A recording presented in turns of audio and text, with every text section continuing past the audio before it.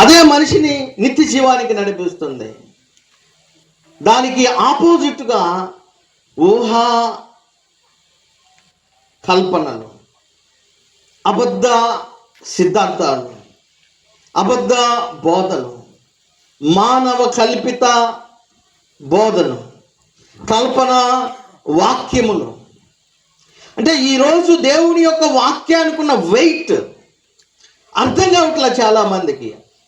దేవుని యొక్క వాక్యానికి ఉన్నటువంటి వెయిట్ అర్థం కాకుండా కల్పనా వాక్యాలు, అబద్ధ బోధనలు, వివిధ రకాలైనటువంటి అబద్ధ సిద్ధాంతాలు ఏమొచ్చినా కానీ వారు ఈజీగా స్వీకరిస్తున్నారు మనుషులు.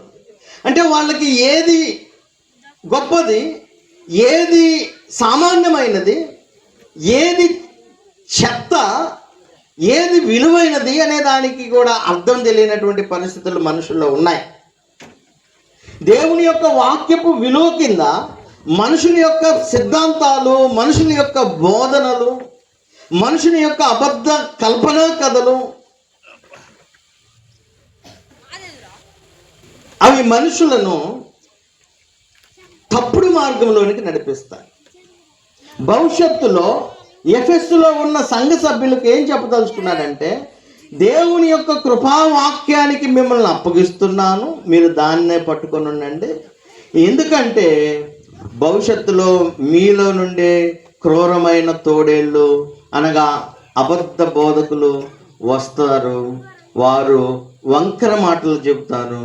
వంకర మాటలు అంటే అబద్ధ బోధ చెప్తారు. అబద్ధ బోధలు చెప్పి వాక్యానికి విరుద్ధమైనటువంటి మాటలు చెప్పి వారి వెంట వారు సంఘాన్ని ఈడ్చుకొని పోతారు అని మాట్లాడుతున్నారు.